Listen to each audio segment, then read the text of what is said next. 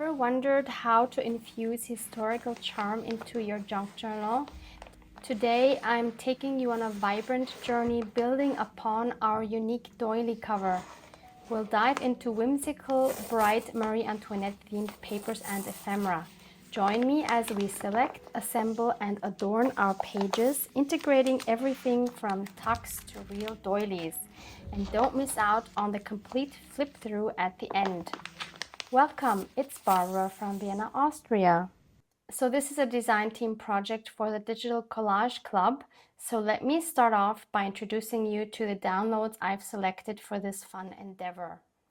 For those who may be new here, the Digital Collage Club is an exclusive membership-based website offering a vast collection of royalty-free digital craft supplies.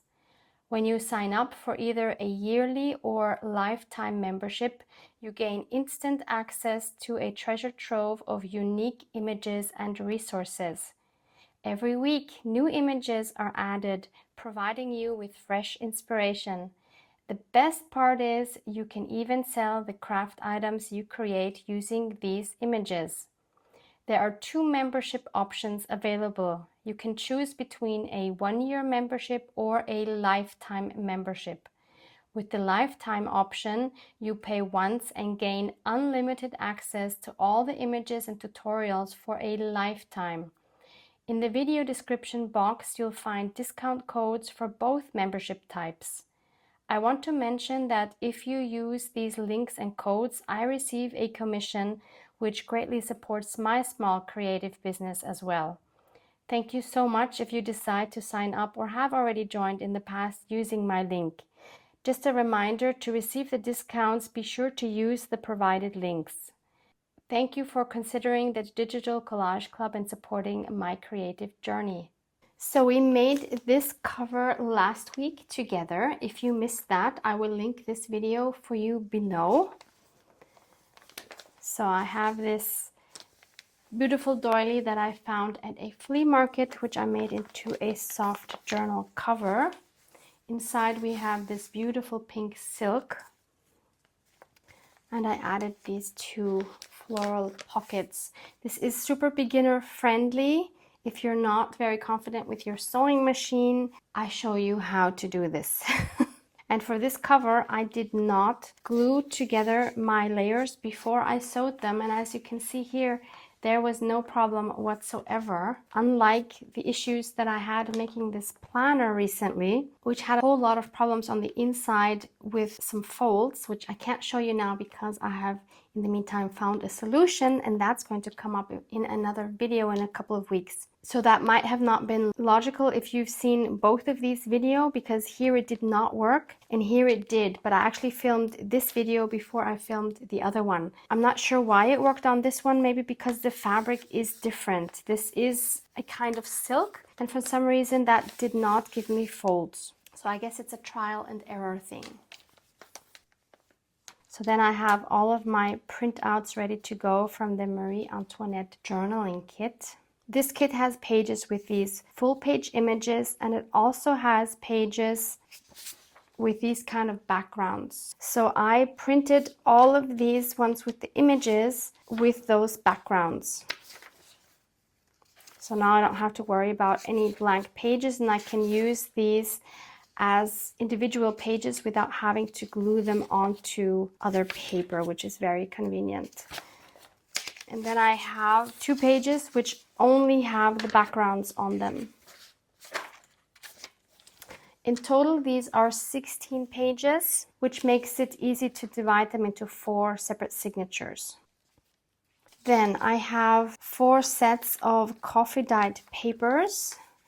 These beautiful pages here were sent to me by lovely Angeliki. Super happy to have these. They're absolutely gorgeous. Look at this. Fascinating. Love it. Thank you again, Angeliki. Then these are from my coffee dyed papers.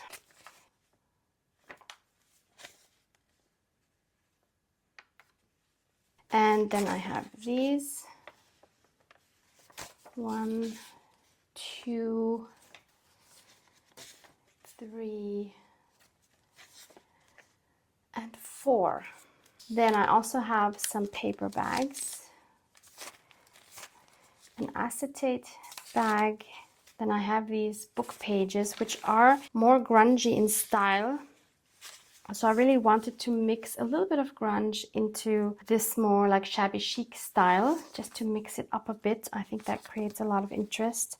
Here's a bubble dyed envelope. If you are not familiar with my bubble dyeing technique, you can find that video linked below. It is super fun. I'm not sure if I'm going to use this. This is watercolor paper that I dyed with some flowers and a rusty object. I have some junk mail envelopes, coffee dyed doily, sewing pattern, tissue paper, and some bits of wallpaper. So each signature is going to get 4 of these papers from the Marie Antoinette journaling page. So I need to fold these, and in the meantime, let me tell you about some facts about Marie Antoinette. Number 1, her birthplace. Marie Antoinette was not French by birth. She was born in Vienna, Austria on November 2nd, 1755, and was an Archduchess of Austria. Number 2, teenage queen. She became the Queen of France at the young age of 19 when she married the future King Louis XVI. Number 3, let them eat cake.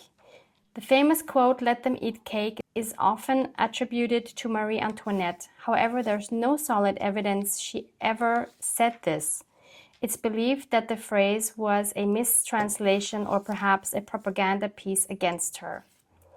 Number 4, lavish lifestyle. Marie Antoinette was known for her extravagant tastes in fashion, gambling, and parties. This earned her the nickname Madame Déficit during France's financial crisis. Number 5, diamond necklace drama. Marie Antoinette got mixed up in a big mess over a diamond necklace. Someone pretended to be her and tricked others to get the expensive necklace. Even though she didn't do anything wrong, many people in France believed she was part of the trick, which made them like her even less. Number 6, hairstyles. Marie Antoinette was a trendsetter of her time.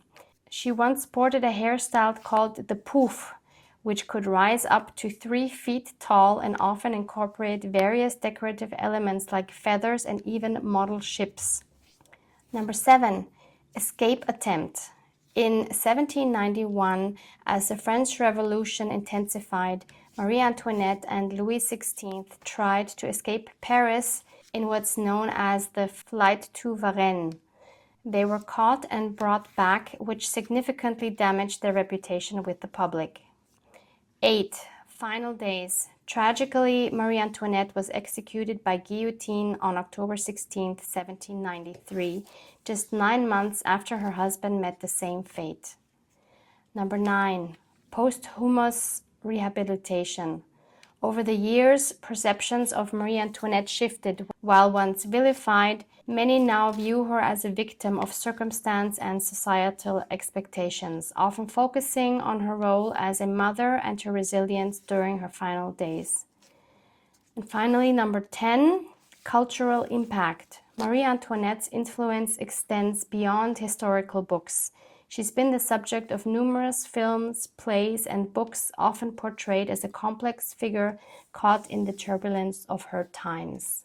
So next I'm going to choose which 4 of these I'm going to put in which signature. So I will lay them all out. Look, a dragonfly!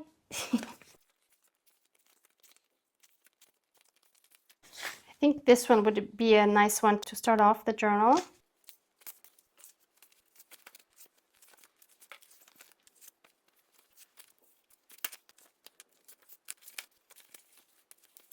Then each signature gets 3 of these coffee dyed papers.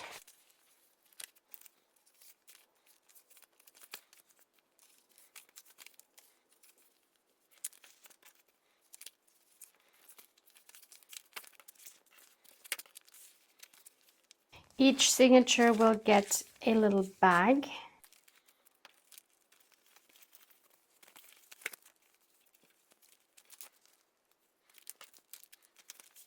Then we'll do some tissue paper. So 2 signatures are getting this yummy pink tissue paper and 2 signatures are getting this beautiful vintage sewing paper. So I'll put the pink one on the first and the third signature,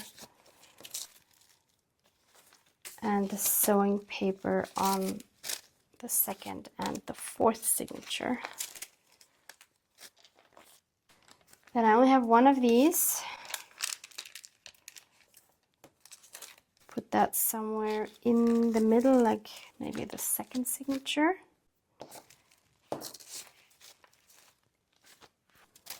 I have 3 of these, so I think I'll only take 2 of them, fold them in half, add that to number 4. And each signature gets one of these grungy book pages. And I want to fold these not straight, but a little diagonally.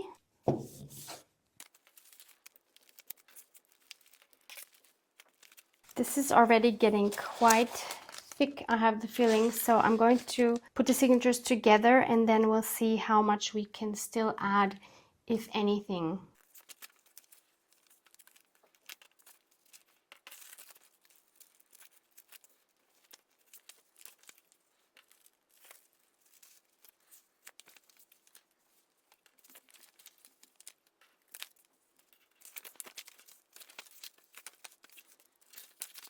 So this would be 11 pages per signature, which seems kind of a lot, considering that we're still going to add a whole bunch of ephemera. But I'll just go with this and we'll see how it looks later on.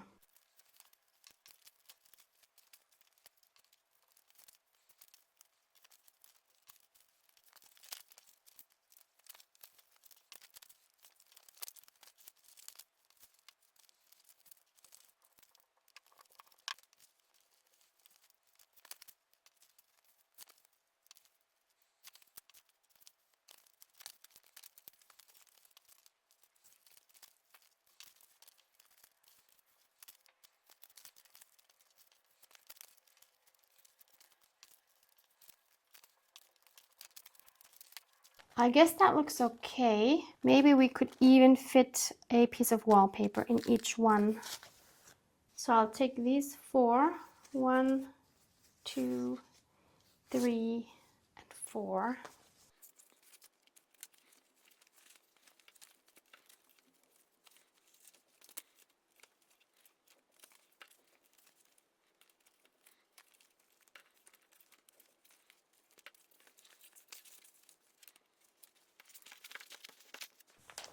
So let's test how they would fit in the cover. This goes together so well. Wow.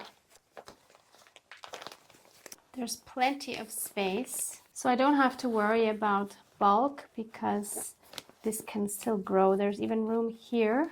Yeah, so that's great. I think this is going to be a chubby one. And since I have some more room in here, I'm also going to add some more original German documents. So this is just a form. This is a typed letter from 1920. This is about an employment at a school.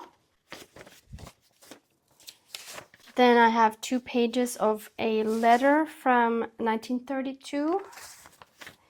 And then I have this original bond, 1920. And this one as well, 1921. And I do have these bonds in a printable version as well, and I will link that for you under this video. So I'll just distribute these within my 4 signatures.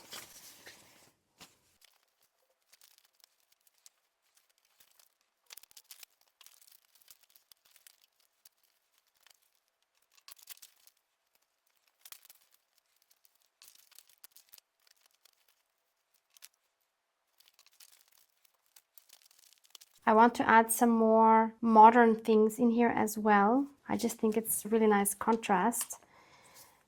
And maybe you remember the video where I made these fun jelly plate envelopes. I haven't actually used them in anything yet. So I think this could be a really fun opportunity. In particular, I think this one would be really nice, and the tree doesn't really work. This one might work. I'll link that video where I made these below for you as well. I had a lot of fun. This one is really nice, but maybe not for this journal. This one would go really well with the colors, maybe too well because I want a bit of a shocking effect. Yep, I think I'll stick with these two. So I'll put them in like this as a page to fold, but of course we need to hinge them with something. I'll use this. I'll tear a scrap from this one. This is a Tim Holtz fabric. I think it's great because it has some French text here.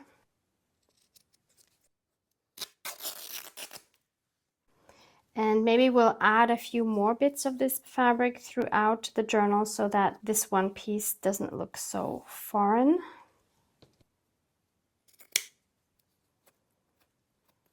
So I'll add some thin down glue to this fabric strip.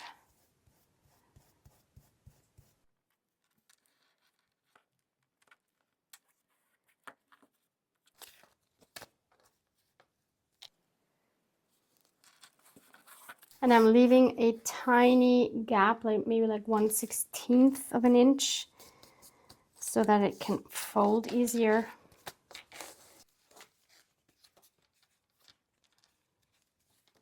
So I dried this a little bit with my heat gun, so this is ready to go. And I think each one of the signatures needs to have something funky, something fun. So I took out these collage fodder papers. This is just packaging paper. Let's just add a little more craziness to this journal. Here I tried out some mica sprays. And this is a crazy backdrop paper. I love it.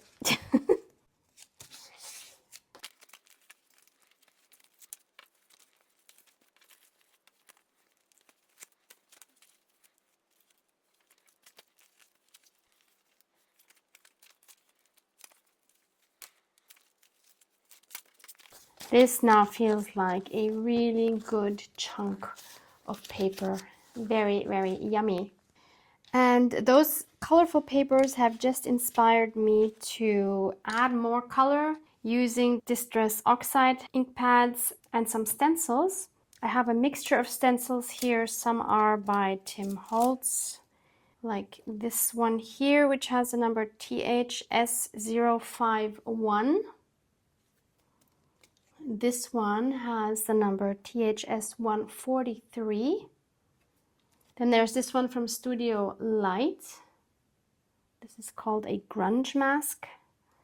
There's another Tim Holtz one, THS032 with these swirls.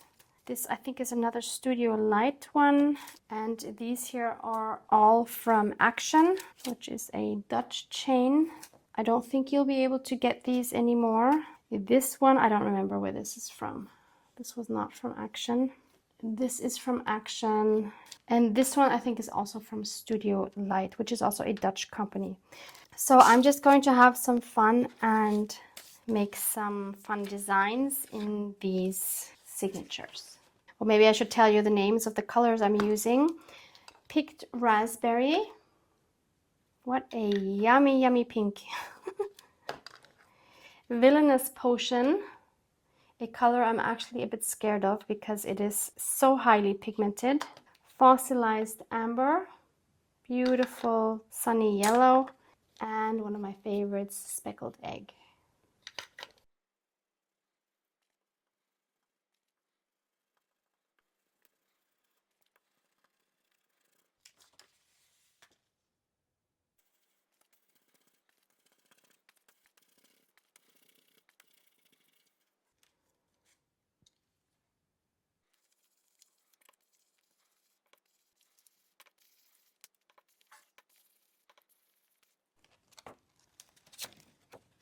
So I finished adding all of my stenciling. There's a couple of things I want to mention. First of all, I chickened out using this Villainous Potion. It's such a potent color, it really scares me. So instead, I decided to go with Dusty Concord, which is not quite as intensive. So let me show you some of the stenciling. I also added some stenciling on all of my signature cover pages. And I love the quirkiness it adds to the pages.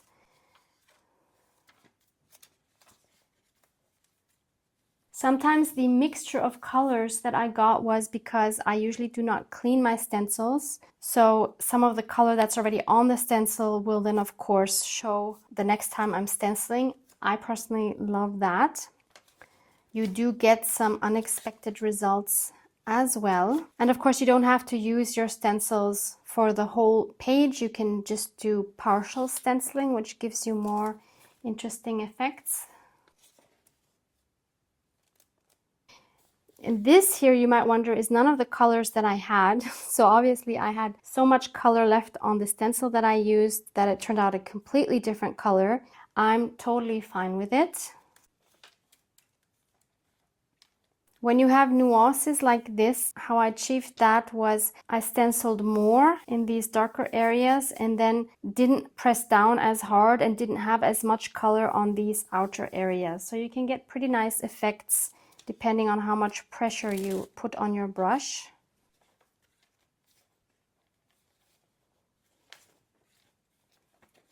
Here again we see there's a lot of color variation, so there was quite a bit of color left on the stencil. And these kind of effects I got by first stenciling with one color. For example, this one first has a speckled egg, and then I took the Dusty Concord and just went over these parts that you see here in this purple. That can also give you some really nice effects.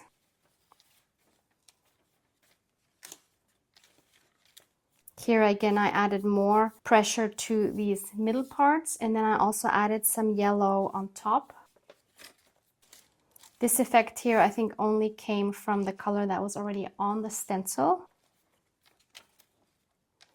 For this one I first stenciled, I think it was with the picked raspberry, but again there was a pretty good mixture already on the stencil, and then I went over it again on the bottom here with the Dusty Concord.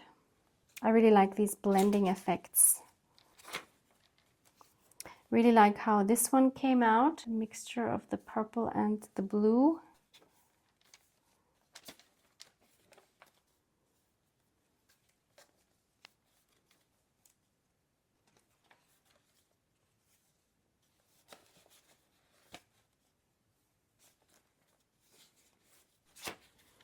And so on and so on. So remember how I said I didn't want that one piece of fabric on my envelope to look so foreign because it's the only one. So now I'm going to add some more fabric tabs. So I'll use some of the same fabric I have here. Plus I'm going to add this pink and yellow one and this blue and cream one. And I think that will look really cute on our edges. We definitely have enough room. Since I want these really picking out, I will probably add them mostly to the pages that are a bit wider. So here, for example, let's start off with, I think I'll take a blue one. I'll just use my thinned down glue again.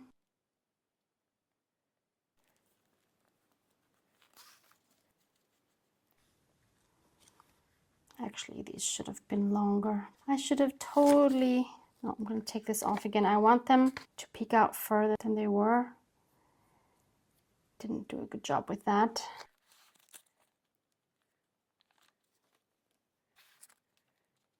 That's better. So I'll dry this before I go on. Okay, here we go. And I'll just keep alternating the colors and the spots. So I have them all attached. I had to cut quite a bit more than I originally had planned, and you can see here some threads. So I decided to more or less randomly add some sewing with pink thread. I went through most of the tabs with the pink.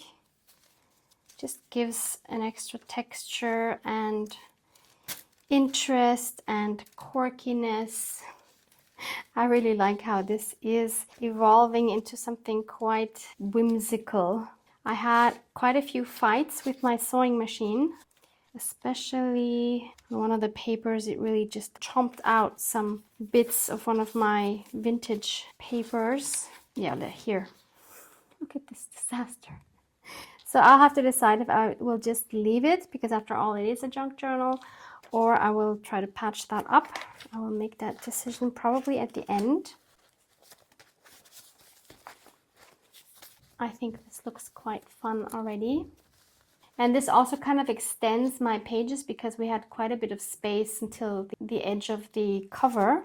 And I also sewed these bookmarks. These are the Antoinette bookmarks. There's 4 of these onto fabric, and I decided to always go with the contrary color.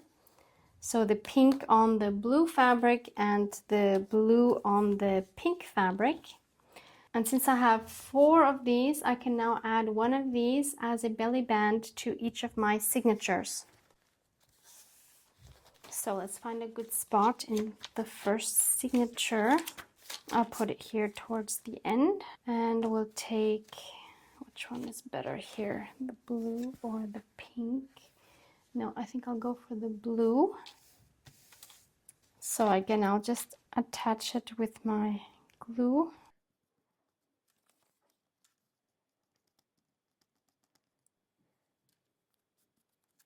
I wish I would have cut the fabric a little longer so that it peeks out from the top and the bottom, because there is plenty of space, because the cover is bigger. And I'll leave this open so that the glue can dry and so it won't stick onto the opposite page.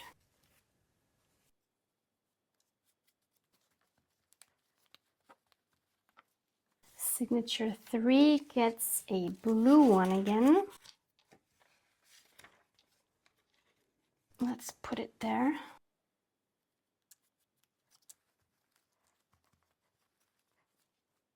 And finally, number 4 gets a pink one.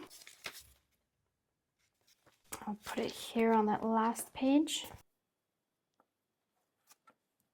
Oh, this page seems to be shorter. So here it will actually stick out.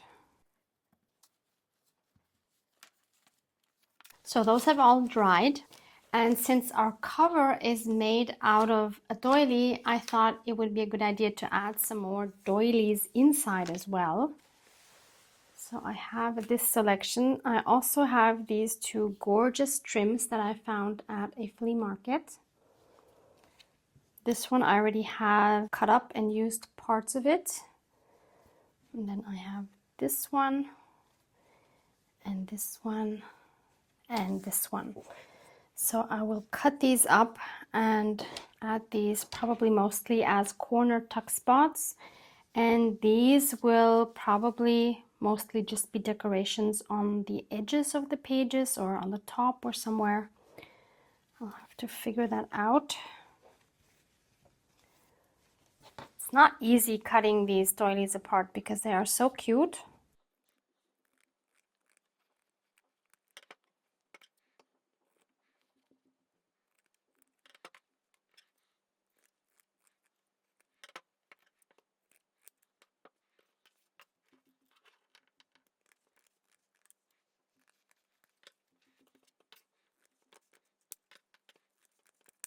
Okay, let's find a fun spot, maybe right here. So we could add it like this, and I'll also stitch along the edges. It seems like today I'm on a constant warpath with my sewing machine. It is doing the weirdest things, like when I do zigzag stitch, it actually misses stitches. It's very strange.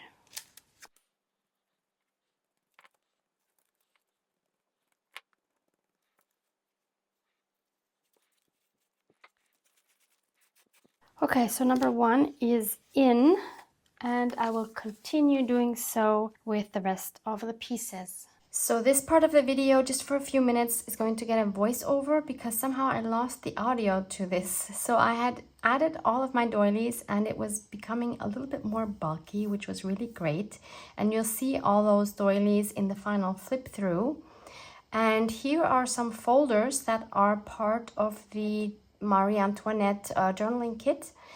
And I already obviously inked all of them up, cut them out, and I didn't want the insides to be blank, even though I wanted the space to be for journaling. So I wanted some light stamping in the background. And the first stamp I chose for this was a new one from me, from Stampers Anonymous and Tim Holtz, called Floral Trims CMS 461, which I was very generously gifted by my sweet friend Luise Heinzel. And I used the same colors that I used before with the stenciling, and I added a little bit of water to the stamp because I wanted it to have more of a watercolor look. And I really, really love how that turned out. That stamp is so gorgeous. You will actually see that in an unboxing coming this Sunday, a very spontaneous video that I made together with Louise. Yeah, so here I used the speckled egg on that folder.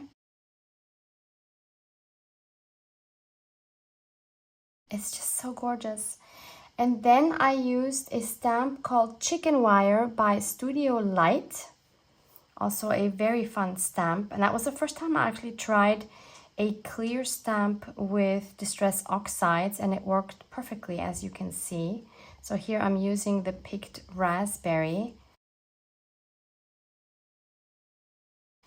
What a fun pattern on that one. Next, I decided to use another Stampers Anonymous Tim Holtz set, one of my favorite ever, which is called Faded Type. The number is CMS 397. I started off with fossilized amber for this large folder. Again, always spraying it with the water.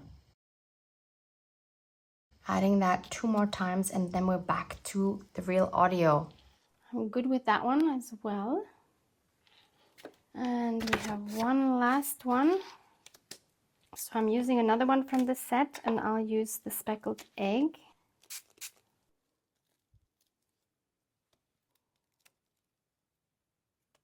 So I'm ready to sew my signatures into my cover. I'm going to just sew them right through. I'm not doing a hidden spine or anything.